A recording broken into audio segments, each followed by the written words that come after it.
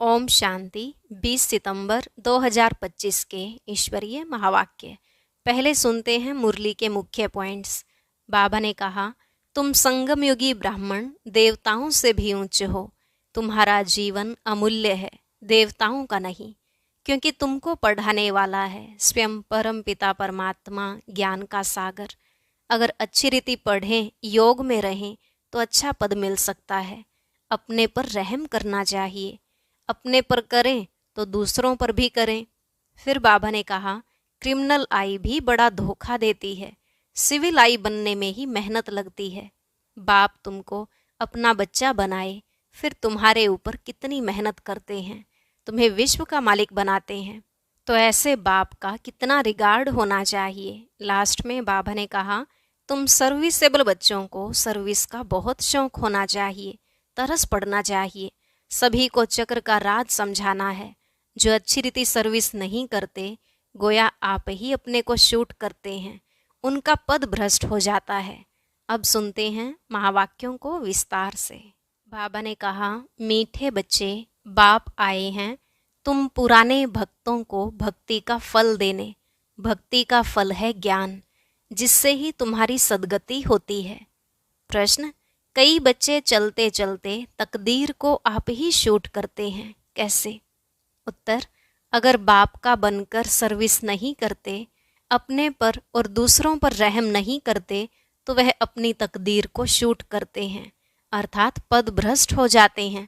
अच्छी रीति पढ़ें, योग में रहें तो पद भी अच्छा मिले। सर्विसेबल बच्चों को तो सर्विस का बहुत शौक होना चाहिए। गीत, कौन आया सवेरे सवेरे। ओम शांति। रूहानी बच्चे समझते हैं हम आत्मा हैं, न कि शरीर, और यह ज्ञान अभी ही मिलता है परमपिता परमात्मा से। बाप कहते हैं, जबकि मैं आया हूँ तो तुम अपने को आत्मा निश्चय करो। आत्मा ही शरीर में प्रवेश करती है, एक शरीर छोड़ दूसरा लेती रहती है। आत्मा नहीं बदलती, शरीर बदलता है। आत्मा तो अविनाशी है, तो अपने को आत्मा समझना है। यह ज्ञान कभी कोई दे न सके। बाप आए हैं बच्चों की पुकार पर। यह भी किसको पता नहीं है कि यह पुरुषोत्तम संगम युग है। बाप आकर समझाते हैं, मेरा आना होता है कल्प के पुरुषोत्तम संगम युग पर, जबकि सारा विश्व पुरुषोत्तम बनता है। इस समय तो सारा विश्व कनिष्ठ पतित है, उसको कहा जाता है अमरपुरी। यह है मृत्युलोक। मृत्युलोक में आसुरी गुण वाले मनुष्य होते हैं, अमरलोक में दैवी गुण वाले मनुष्य हैं, इसलिए उनको देवता कहा जाता है। यहाँ भी अच्छे स्वभाव वाले को कहा जाता है। यह तो जैसे देवता है, कोई दैवी गुण वाले होते हैं। इस समय सब हैं आसुरी गुण वाले मनुष्य, 5 विकारों में फंसे हुए हैं। तब गाते हैं, इस दुख से आकर लिबरेट करो। कोई एक सीता को नहीं छुड़ाया। बाबा ने समझाया है, भक्ति को सीता कहा जाता, भगवान को राम कहा जाता, जो भक्तों को फल देने आता है। इस बेहद के रावण राज्य में सारी दुनिया फंसी हुई है, उन्हों को लिबरेट कर राम राज्य में ले जाते हैं। रघुपति राघव राजा राम की बात नहीं, वह तो त्रेता के राजा थे। अभी तो सभी आत्माएं तमो प्रधान जड़जड़ी भूत अवस्था में हैं। सीढ़ी उतरते उतरते नीचे आ गए हैं, पूज्य से पुजारी बन गए हैं। देवताएं किसकी पूजा नहीं करते, वह तो हैं पूज्य। फिर वह जब वैश्य शूद्र बनते हैं तो पूजा शुरू होती है। वाम मार्ग में आने से पुजारी बनते हैं। पुजारी देवताओं के चित्रों के आगे नमन करते हैं। इस समय कोई एक भी पूज्य हो नहीं सकता। ऊंचते ऊंच भगवान पूज्य, फिर है सतयुगी देवताएं पूज्य। इस समय तो सब पुजारी हैं। पहले पहले शिव की पूजा होती है, वह है अव्यभिचारी पूजा। वह सतो प्रधान, फिर सतो, फिर देवताओं से भी उतरकर जल की, मनुष्यों की, पक्षियों आदि की पूजा करने लग पड़ते। दिन प्रतिदिन अनेकों की पूजा होने लगती है। आजकल रिलीजियस कॉन्फ्रेंस भी बहुत होती रहती हैं, कभी आदि सनातन धर्म वालों की, कभी जैनियों की, कभी आर्य समाजियों की। बहुतों को बुलाते हैं, क्योंकि हरेक अपने धर्म को तो ऊंचा समझते हैं ना। हरेक धर्म में कोई न कोई विशेष गुण होने के कारण वह अपने को बड़ा समझते हैं। जैनियों में भी किस्म किस्म के होते हैं, 5-7 वैरायटी होंगी। उनमें फिर कोई निर्वस्त्र भी रहते हैं, लेकिन अर्थ नहीं समझते हैं। भगवानुवाच है, अशरीरी आए थे, फिर अशरीरी बनकर जाना है। वह फिर निर्वस्त्र बन जाते हैं, भगवानुवाच के अर्थ को नहीं समझते हैं। बाप कहते हैं, तुम आत्माएं यहाँ यह शरीर धारण कर पार्ट बजाने आई हो, फिर वापिस जाना है। इन बातों को तुम बच्चे समझते हो। आत्मा ही पार्ट बजाने आती है, झाड़ वृद्धि को पाता रहता है। नए नए किस्म के धर्म इमर्ज होते रहते हैं, इसलिए इनको वैरायटी नाटक कहा जाता है। वैरायटी धर्मों का झाड़ है, हर एक की अनेक ब्रांचेज निकलती हैं। मोहम्मद तो बाद में आए हैं, पहले हैं इस्लामी। मुसलमानों की संख्या बहुत है। अफ्रीका में कितने साहूकार हैं, सोने हीरों की खानियां हैं। जहाँ बहुत धन देखते हैं तो उस पर चढ़ाई कर धनवान बनते हैं। क्रिश्चियन लोग भी कितने धनवान बने हैं। भारत में भी धन है, परंतु गुप्त। सोना आदि कितना पकड़ते रहते हैं। अब दिगंबर जैन सभा वाले कॉन्फ्रेंस आदि करते रहते हैं, क्योंकि हर एक अपने को बड़ा समझते हैं ना। यह इतने धर्म सब बढ़ते रहते हैं, कभी विनाश भी होना है, कुछ भी समझते नहीं। सब धर्मों में उच्च तो तुम्हारा ब्राह्मण धर्म ही है, जिसका किसको पता नहीं है। कलयुगी ब्राह्मण भी बहुत हैं, परंतु वह हैं कुख वंशावली ब्राह्मण। प्रजापिता ब्रह्मा के मुख वंशावली ब्राह्मण, वह तो सब भाई बहन होने चाहिए। अगर वह अपने को ब्रह्मा की औलाद कहते हैं तो भाई बहन ही ठहरे, फिर शादी भी कर न सके। सिद्ध होता है वह ब्राह्मण ब्रह्मा के मुख वंशावली नहीं है, सिर्फ नाम रख देते हैं। वास्तव में देवताओं से भी उच्च ब्राह्मणों को कहेंगे। चोटी है ना, यह ब्राह्मण ही मनुष्यों को देवता बनाते हैं। पढ़ाने वाला है परमपिता परमात्मा, स्वयं ज्ञान का सागर। यह किसको भी पता नहीं है। बाप के पास आकर ब्राह्मण बनकर फिर भी कल शूद्र बन पड़ते हैं। पुराने संस्कार पलटने में बड़ी मेहनत लगती है। अपने को आत्मा निश्चय कर बाप से वर्षा लेना है। रूहानी बाप से रूहानी बच्चे ही वर्षा लेंगे। बाप को याद करने में ही माया विघ्न डालती है। बाप कहते, हथ कार्डे दिल यार्डे। यह है बहुत सहज। जैसे आशिक माशूक होते हैं, जो एक दो को देखने बिगर रह न सके। बाबा तो माशूक ही है। आशिक सब बच्चे हैं जो बाप को याद करते रहते हैं। एक बाप ही है जो कभी किसी पर आशिक नहीं होता है, क्योंकि उनसे ऊंच तो कोई है नहीं। बाकी हाँ, बच्चों की महिमा करते हैं। तुम भक्ति मार्ग से लेकर मुझ माशूक के सब आशिक हो।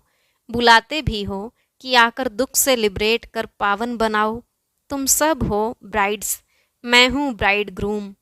तुम सब आसुरी जेल में फंसे हुए हो, मैं आकर छुड़ाता हूँ।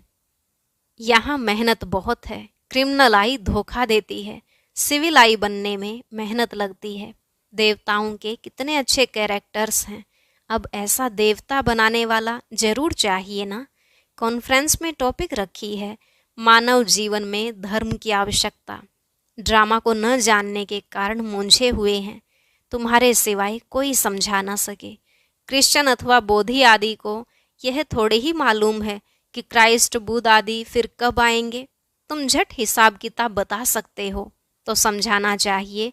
धर्म की तो आवश्यकता है ना। पहले पहले कौन सा धर्म था, फिर कौन से धर्म आए हैं। अपने धर्म वाले भी पूरा समझते नहीं हैं। योग नहीं लगाते, योग बिगर ताकत नहीं आती, जोहर नहीं भरता। बाप को ही ऑल माइटी अथॉरिटी कहा जाता है। तुम कितना ऑल माइटी बनते हो, विश्व के मालिक बन जाते हो।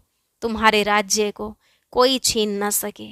उस समय और कोई खंड होते नहीं, अभी तो कितने खंड हैं।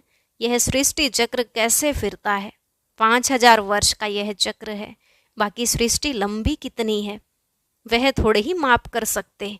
धरती का करके माप कर सकते हैं, सागर का तो कर ना सके। आकाश और सागर का अंत कोई पा ना सके। तो समझाना है धर्म की आवश्यकता क्यों है। सारा चक्र बना ही है धर्मों पर। यह है ही वैरायटी धर्मों का झाड़। यह झाड़ है अंधों के आगे आईना। तुम अभी बाहर सर्विस पर निकले हो, आहिस्ते आहिस्ते तुम्हारी वृद्धि होती जाती है। तूफान लगने से बहुत पत्ते गिरते भी हैं ना।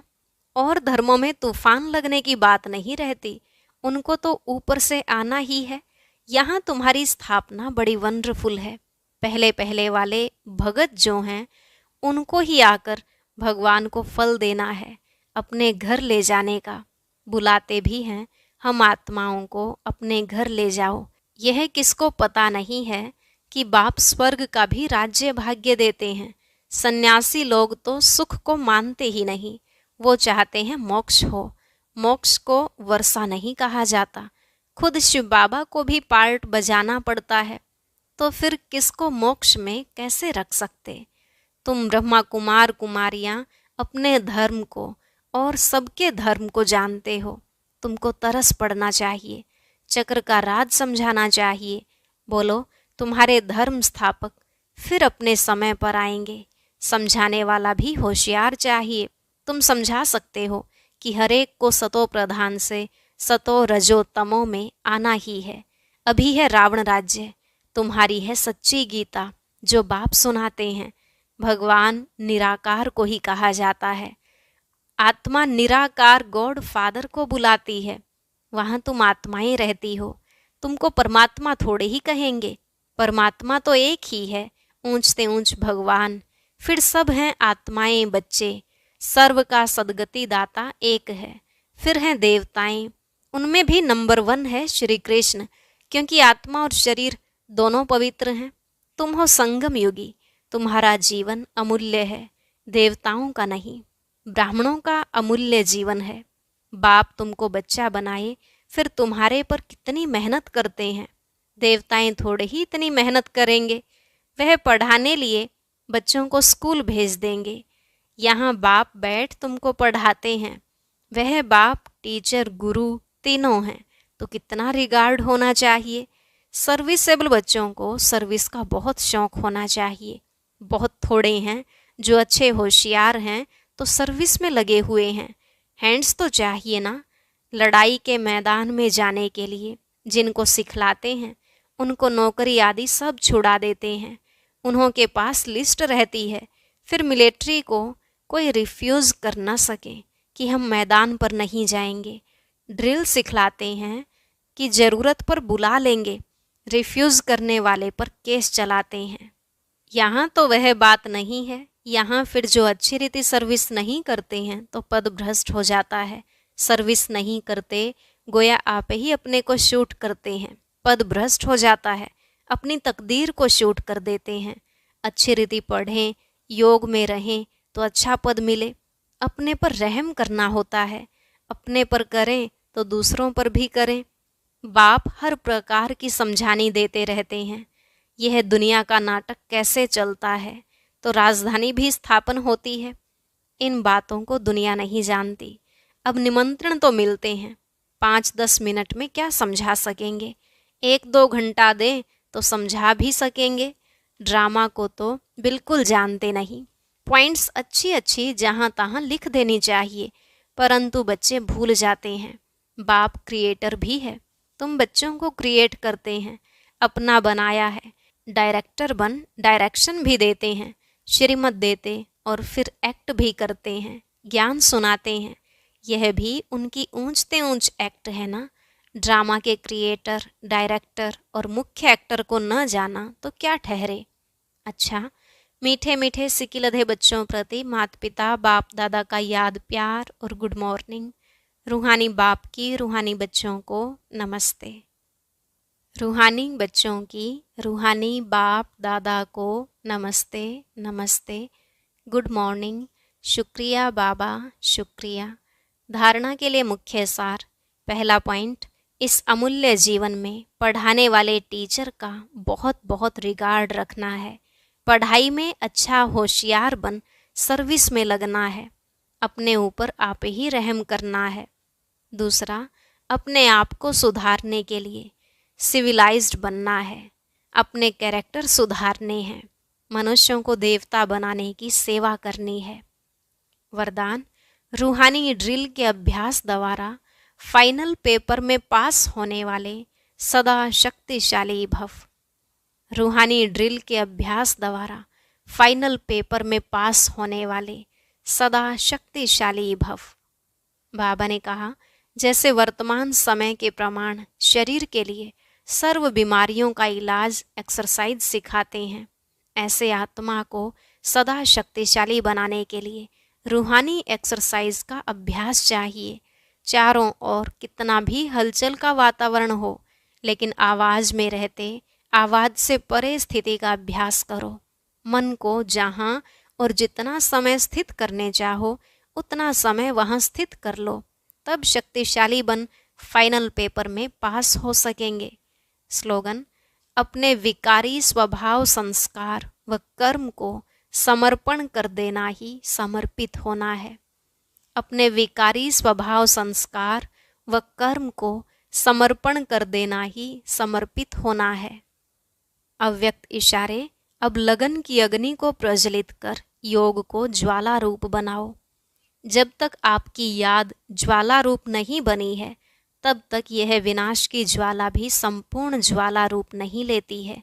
यह भड़कती है, फिर शीतल हो जाती है, क्योंकि ज्वाला मूर्त और प्रेरक आधार मूर्त आत्माएं अभी स्वयं ही सदा ज्वाला रूप नहीं बनी हैं। अब ज्वाला रूप बनने का दृढ़ संकल्प लो और संगठित रूप में मन बुद्धि की एकाग्रता द्वारा पावरफुल योग के वाइब्रेशन चारों ओर फैलाओ। और अभी सुनते हैं आज का अव्यक्त ज्ञान मोती।